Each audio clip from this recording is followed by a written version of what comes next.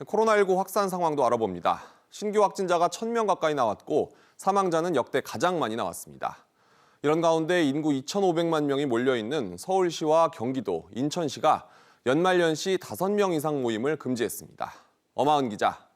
네, 엄하은입니다. 수도권에 살면 성탄절과 연말연시 모임 약속은 취소해야 하는 겁니까? 네, 그렇습니다. 서울시, 경기도, 인천시에 계시는 분들은 모레 자정부터 내년 1월 3일 자정까지 5인 이상 모임이 금지됩니다. 실내는 물론 공원이나 놀이터 등 실외에서 만나는 것도 안 됩니다. 가족 모임은 괜찮지 않냐라고 생각하실 텐데 그렇지 않습니다.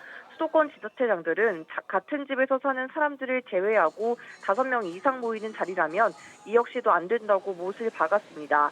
물론 결혼식과 장례식만 행사의 예외적 성격을 고려해 2.5단계 거리두기 기준인 50명 이하 허용이 유지됩니다. 몰래 모이면 설마 걸리겠냐, 이런 안일한 생각을 할 수도 있지 않습니까?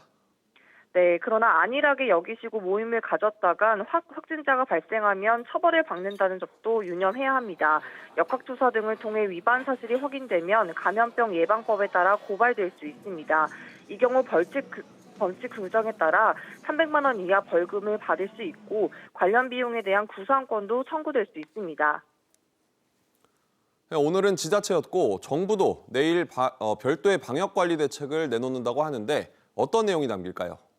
네, 정부는 사회적 거리두기 3단계 격상에 앞서 일단 연말연시 방역을 강화하는 쪽으로 방향을 잡은 것으로 보입니다. 구체적인 내용은 스키장 등 겨울 레저 스포츠, 해돋이 여행 등에 대한 방역 강화 방안이 될 것으로 보입니다. 또 정부는 3단계 격상에 대해서도 설령 격상을 하더라도 준비 기간을 2, 3일이라도 확보해서 발표하기로 했습니다. 사실상 모임 금지 조치에 자영업자들의 피해는 불가피해 보입니다. SBS, CNBC 엄하은입니다.